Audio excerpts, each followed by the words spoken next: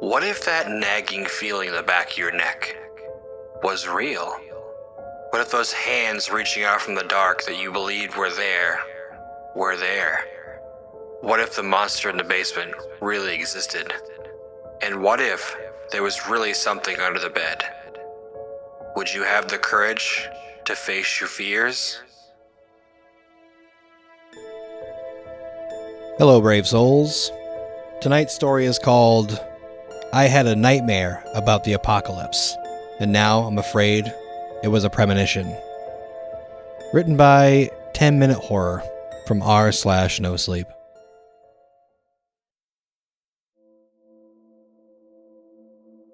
It stems back to my childhood.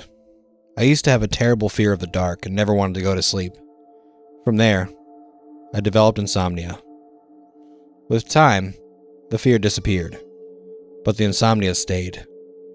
It became a problem without a solution up until my early teens. That's when I was introduced to lucid dreaming. My older sister was obsessed with it.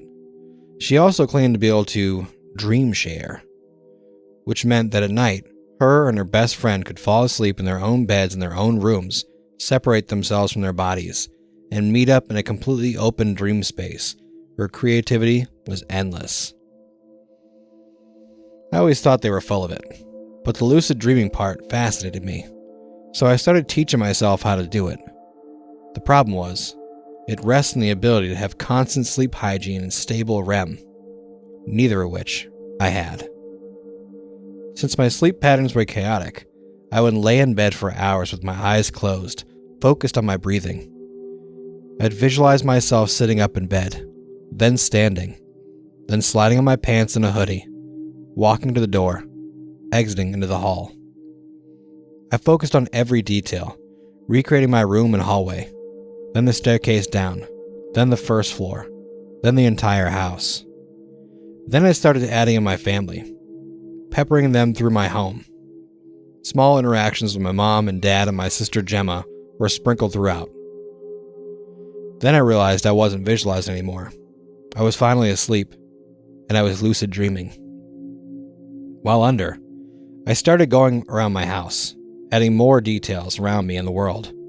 My friends and neighbors were built into it. The world expanded, growing on its own and creating a separate system of events. I had interactions with people I'd created and people who I'd never seen. Full conversations about the weather and sports and life. I filled their words in at first, but they took on lives of their own, fueled by my projections and manifestations of their individual consciousness. Then something strange happened. I started to see the people from my dreams, the ones I'd created or seen before, out in the real world when I was awake. They were real people with real lives, and they acted the same as they did in my dream world. I was having similar conversations with the same people in both real life and in my dreams. The words spoken weren't exactly the same. Sometimes the content veered off. But whoever I was speaking to would mirror whatever my projection of their dream self was to varying degrees. The first few times it happened, I dismissed it as coincidence, then as an extraordinary coincidence. I didn't want to admit that I was losing control of the lucidity of my dreams. The oddities continued. I saw a car accident in one of the dreams. I hadn't created it. It just happened. My sister was killed in the crash. It was horrible and I felt all too real. I woke up and cried and begged for her to never ride in a car again. A week later, my cousin was in a car accident that killed the driver. 1 week I had a dream about my mom going blind. 2 weeks later, doctors found cancer in my grandma's lungs. Another week I had a dream about a cat dying. A few days passed and our neighbor's dog died. And it kept happening like that. I couldn't tell if I was causing these warped events or simply witnessing them early as they rippled around in chaotic ways.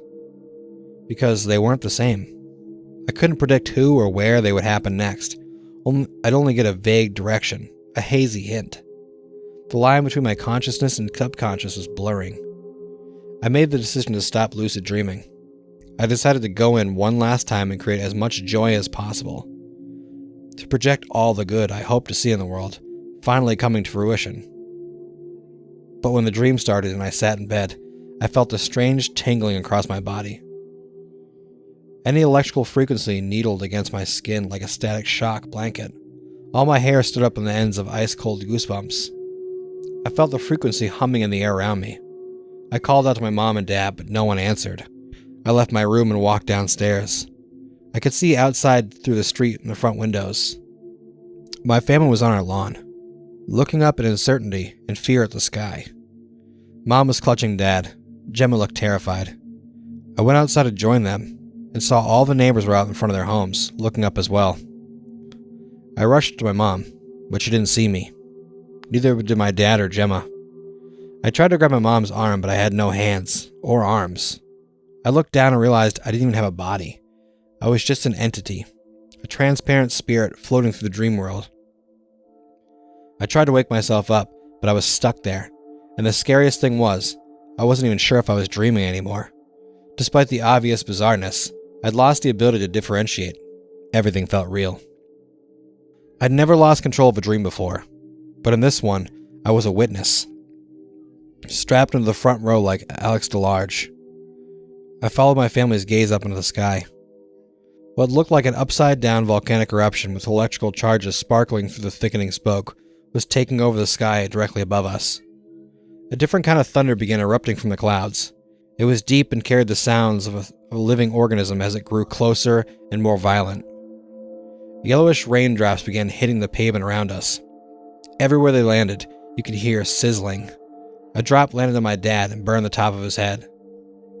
What was falling was a highly corrosive acidic rain. All the neighbors ran into their homes, and I followed my family into ours as they were pelted by the burning droplets. Inside, I watched my mom and Gemma try to help my dad, but the burn on his head kept melting away flesh and was eating into his skull. No matter how hard they tried, my mom and Jenna couldn't clean it or wipe it off.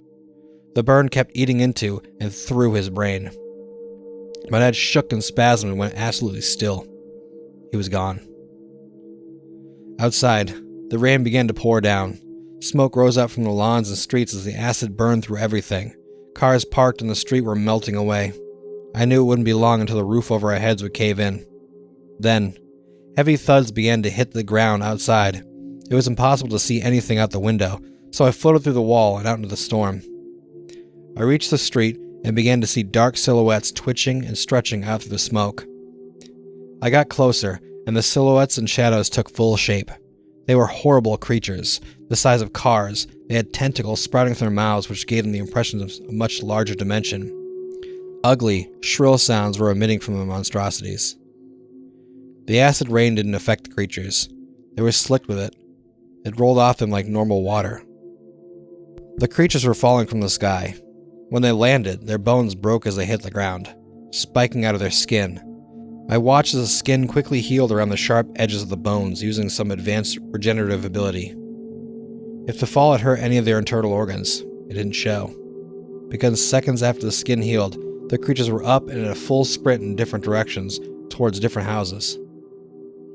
They had such immediate intent, it was obvious they had robust sensory receptor that locked onto any nearby humans and fueled a powerful prey drive.